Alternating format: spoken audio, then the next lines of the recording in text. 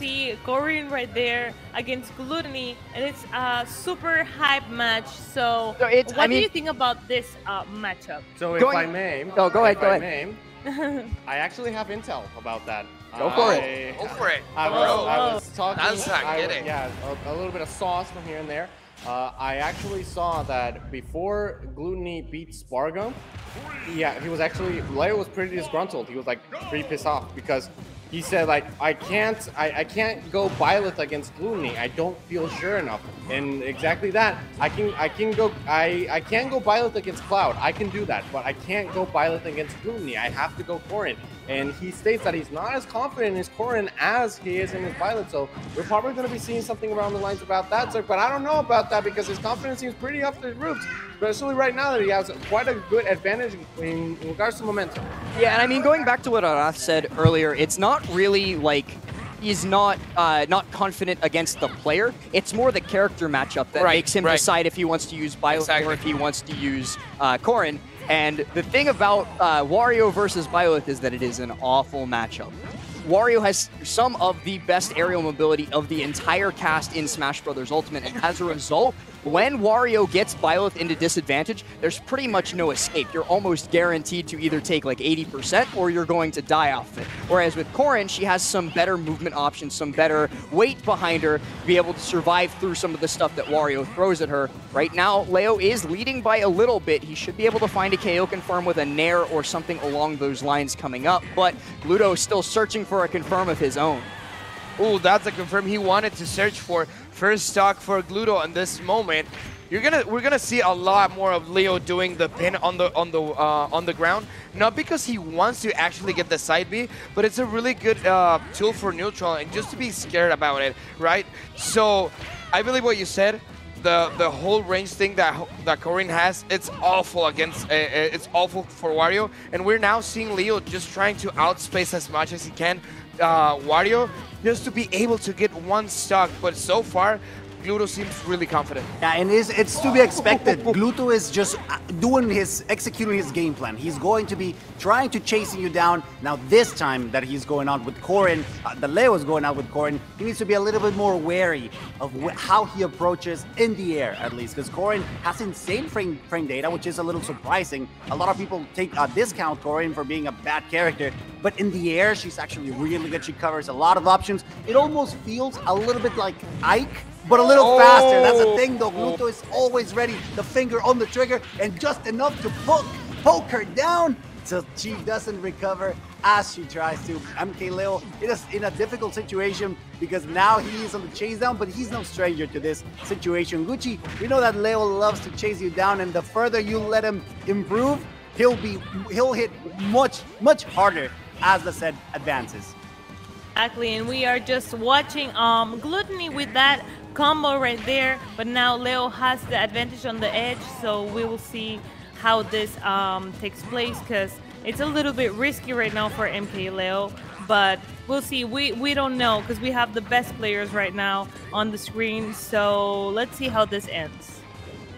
See how this ends, and they're looking for the last stock situation. Glutonny just being able to get la cacheta, like we call it in Mexico. 81 for 107.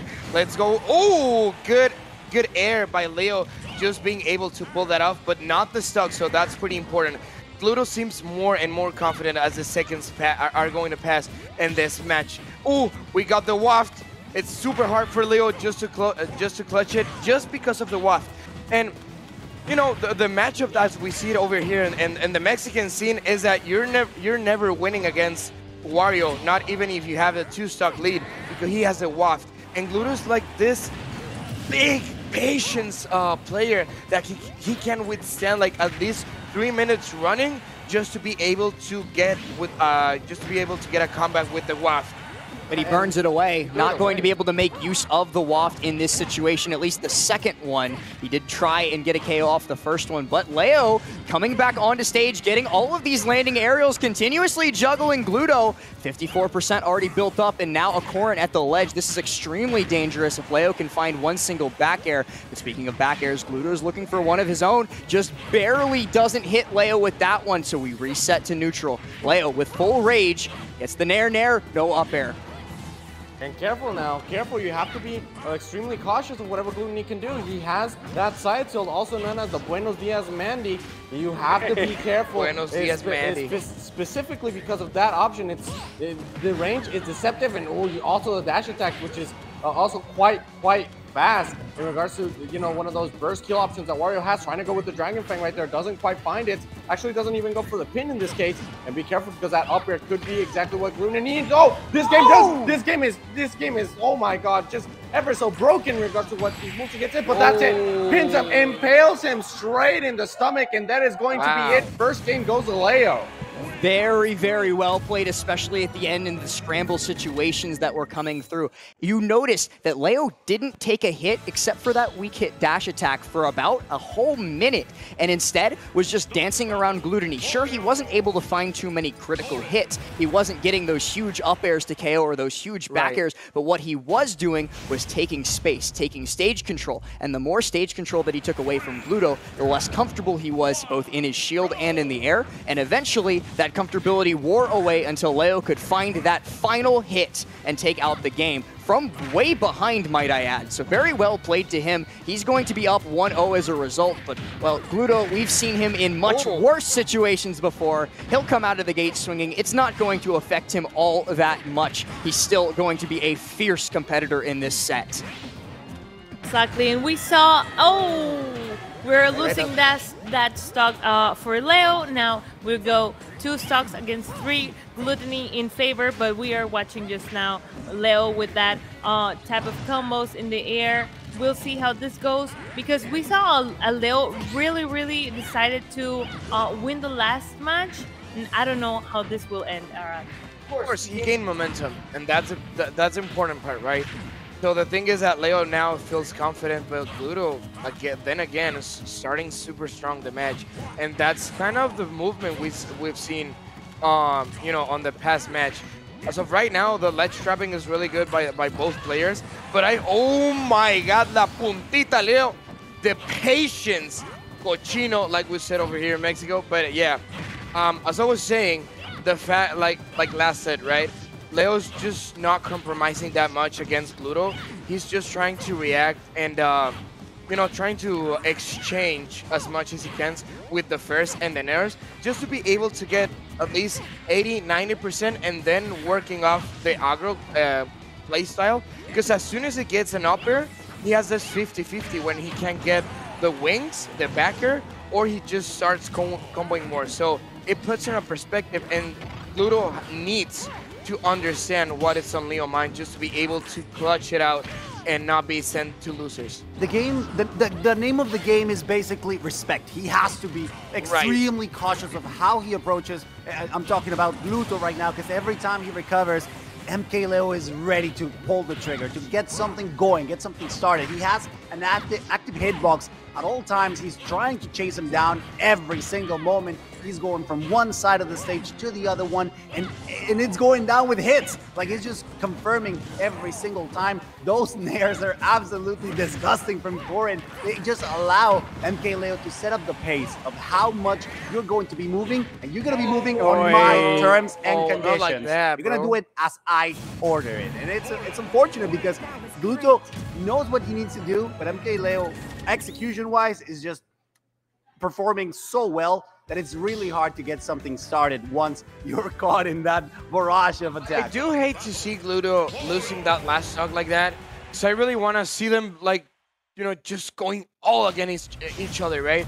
So misinput is always unfortunate to see happening in a dire situation just for Gluto. Yeah, but going back to what Sork was saying towards the end of that game, I want everyone to take note of just how much Leo gets off of every neutral interaction he wins. He gets 3, 4, 5, maybe even 6 nairs, or like through that chain of nairs and fairs. Does so much damage, does not let Glutonny touch the ground, because then he continues to shark after he gets his big combo. And during all of that, he doesn't relinquish control of the advantage state, because like he spent an entire minute at a time without getting hit. like throughout every single interaction, it's always Gluto on the back foot. Leo is the one who's chasing, whereas earlier in game number 1, it felt like Gluto was the one chasing him, but like you said, Gucci, Leo, as the set goes on, gets stronger and stronger and stronger, and now it feels like he really has a read on how Gluto is trying to move around this Corrin, and he's punishing it very hard. Am I tripping? Or we've never actually seen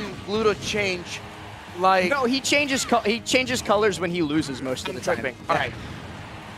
And then I wanted to remind everyone that we know Leo and Gluto are very, very good friends, so they probably have the practice to confront each other. So this is a lot of this is very, very interesting, but we are watching a very, very decided Gluto to do this. So in that situation, it's almost always better to just take the hit, take the shield poke, and get out of there with your dignity intact, because if you just sit there in shield, the chainsaw is going to eat you alive, and then you're just open for whatever Mr. Leo wants to do to you in response. Completely agreeing in that type of situation.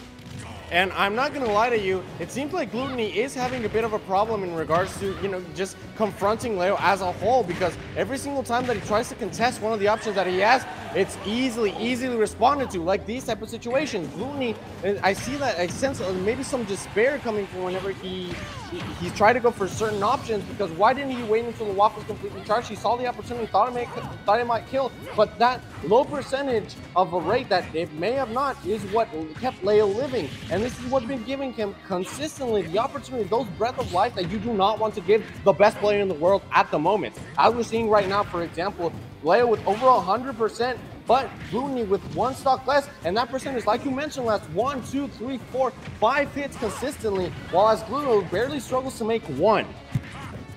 Watch out, we're on the verge of the last stock for Glutonny. He needs to actually take this if he wants an opportunity on the winner's bracket. Dragon Ball Z, and going all the way to the right side of the blast zone, just going for the jump, then again with the backer. These two are just exchanging so much aggro between them. 30%, just Gluto being able to get it. Aplauso, clap for the Leo, but then just Leo not taking it. Really good smash the eye just to get out of the way for Glutonny, and of course, just Leo trying to make as much space as possible. He gets on a range, and he gets on your head where he can get like the forward smash or the, oh, great, just barely punishing the missed opportunity. Oh no! Glutonny just spin out the waft, and it's really complicated now. Sorry for my bad English, but just going on the center of the stage, just wanting it. And then again, upper, trying to get it, waiting patiently in the center of the stage. Here goes a bike. Great with the back wing and taking it. 3-0, 3-0 Zapatero. It's exactly what you would expect from MkLeo, knowing what to do, even with a character that we're not used to seeing a lot. He's just grinding. He's good with whatever character he picks up, especially considering how last mentioned that MkLeo just felt a little bit more comfortable in this matchup specifically, or maybe not as comfortable with Byleth as we've seen him in previous tournaments. It's just a matter of perspective. It's just a matter of how it feels in the moment, and it just goes back to how good you are, your fundamentals, and we're speaking about Leo's fundamentals.